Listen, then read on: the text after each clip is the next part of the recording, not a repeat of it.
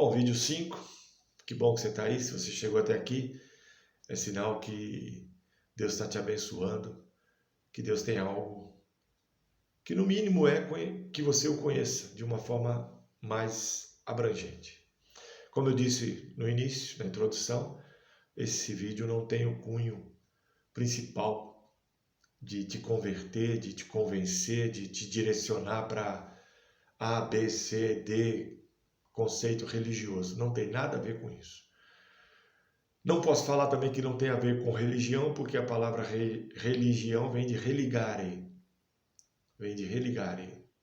Então essa palavra religare significa religar você a Deus. Um dia nós fomos ligados em Adão, fomos desligados pelo pecado, Jesus veio e nos religou. Então hoje eu e você temos religião. No caso, a minha é cristã. Eu sou cristocêntrico. Cristocêntrico quer dizer que é Cristo no centro da minha vida. Não tenho mediadores fora Cristo. Não tenho intercessores fora Cristo. Não tenho opinião de homens fora Cristo. Ou seja, Ele está no centro da minha vida e todas as áreas da minha vida estão ao redor dele para Ele tomar decisão. Eu não consulto nada, eu não consulto a ninguém, nem visível, nem invisível. Então, eu sou cristão, mas cristocêntrico. Tá certo? Esse é o objetivo, porque a palavra Cristo significa pequeno, a palavra cristão significa pequeno Cristo. Claro que ele na glória excelsa divina, comparado a mim, que sou um vermezinho de Jacó, né, como diz a Bíblia, em escala, né, espiritual, divina, celestial para humana, terrena, mas eu sou considerado um pequeno Cristo, porque eu trago as impressões dele, ações, pensamentos, atitudes, palavras, e óbvio, não sou santo, peco e luto para não pecar, porque ele tinha um controle absoluto de todas as coisas, porque ele tinha a plenitude do Espírito Santo. Nós temos a plenitude do Espírito Santo em nós. Mas nós temos algo chamado carnalidades, que é patrocinado e influenciado pela carne, que muitas vezes nos tira por um deleite, um regozijo, um júbilo, um prazer, nos tira do foco, do alvo, e acaba nos fazendo errar. E Jesus não tem esses desvios. Jesus não tomou nenhum atalho. Ele continuou firme na convicção, no propósito que Deus estabeleceu para ele. Como eu e você deve fazer. Procurar todos os dias se santificar. E isso temos o mesmo Espírito Santo que estava nele, está em nós, que nos ajuda nas nossas fraquezas a sermos fortes como ele foi, a resistir às tentações como ele resistiu e vencer o pecado, a morte e alcançarmos a glória. Em nome de Jesus, sempre. Tá certo? Então os cristãos podiam ter progredido, foi passado para nós. Por isso que hoje nós temos um conhecimento, porque hoje nós temos o Velho Testamento, nós temos o Novo Testamento, as cartas dos apóstolos, né? Nós temos escritores daquela época, então temos livros até apócrifos que nos dão uma geopolítica, uma visão geopolítica, histórica e arqueológica naqueles momentos. Então nós temos muita informação para fundamentar a nossa fé. E a ciência colabora conosco em muitos aspectos. Em muitos aspectos. Reconhece Jesus, reconhece o templo de Jesus, o dilúvio, reconhece os profetas, tem tudo isso hoje explicado para quem quiser pesquisar aí, principalmente no Google aí, ou buscar em uma literatura.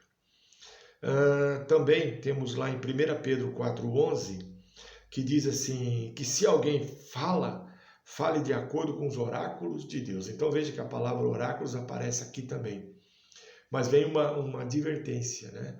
Você quer falar? Fale, não tem problema, pode falar, mas fale dos oráculos de Deus. O que é isso? Fale das revelações de Deus.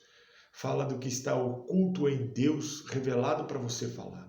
Não diz, Deus me disse, se Deus não falou nada. Não diga, Deus mandou te falar, se Deus não mandou falar nada. E também, cuidado, sempre coloque no crivo do Espírito Santo. Nunca aceite de pronto, sem testificar no teu espírito, ou sem você ter uma racionalidade, sem emoção, não aceite qualquer palavra lançada sobre a sua vida. Não aceite.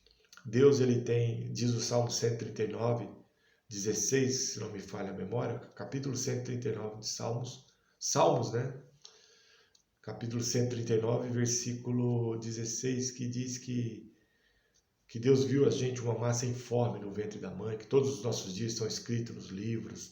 Então Deus ele tem um projeto de vida para você coerente, dentro da sua capacidade, do seu ambiente, do seu território, da sua constituição, daquilo que ele vai prover.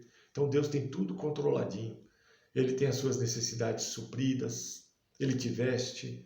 Então, às vezes surgem algumas situações em que na emoção as pessoas falam aquilo que Deus não falou, exageram na interpretação da palavra, fazem conexão com um texto que não tem contexto, acaba virando pretexto. E aí confunde a mente de todo mundo, a pessoa está esperando bênção, aí vem um julgamento de Deus, um juízo de Deus, ou uma justiça de Deus. Aí a pessoa fica, muitas vezes, largada, abandonada, perdida, sai até da presença de Deus por causa disso. É um risco muito grande. E a outra, nomes dado à Bíblia, é palavra de Deus, conforme está lá em Efésios 6,17, que diz assim: tomai também o capacete da salvação e a espada do Espírito, que é a palavra de Deus. Então, o capacete da salvação, a espada do Espírito, que é a palavra de Deus. O que quer dizer isso? Quer dizer que isso é uma ação espiritual em forma de letras. Verbo, a gente conhece verbo, pronomes, adjetivos, substantivos. Mas quando o Senhor está falando aqui, ele está falando de algo não estático, parado. Ele está falando de algo em movimento. Né? Então você toma o capacete, a espada do Espírito, que é a palavra de Deus. E ela vai te dar, cada dia, em cada momento da sua vida, uma revelação específica para o que você está vivendo ou passando. Então a palavra de Deus, ela é viva, é eficaz. A palavra de Deus, ela é forte. A palavra de Deus, ela te transforma, porque ela tem esse poder fluídico, não é estático, não é parado.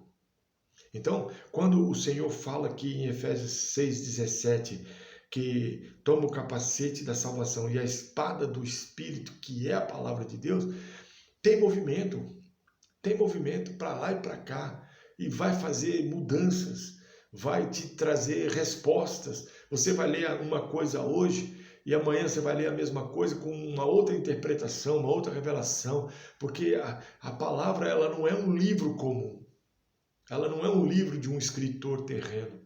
Ela é algo movida pelo próprio Espírito de Deus, para que no determinado momento da sua vida, você contemple as respostas de Deus. E se satisfaça testificando no seu espírito. Em 1 Pedro 1,25, diz que a palavra do Senhor permanece para sempre, eternamente. Ele está cravando isso.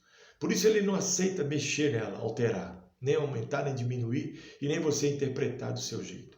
Porque é a palavra de Deus, é o que Deus falou, está escrito. E a nossa fé, ela prenuncia aí. Ela começa aí. Ou você crê nisso ou não crê. Se você não crê na Bíblia, não tem como crer em Jesus, Espírito Santo, em Deus, no céu, no inferno. Não tem. Porque é ela que revela. Ou você aceita ou não aceita. E Hebreus 4,12 diz que a palavra de Deus é viva e eficaz, e mais cortante do que qualquer espada de 2 gumes. E divide a alma e o espírito e traz discernimento, e discerne os pensamentos. Então, faz divisão, né? Eu não vou me alongar, mas ela tem a capacidade de separar alma e espírito. Você tem uma vida almática. Eu vou falar sobre isso no próximo vídeo. Aguarde aí, não saia daí.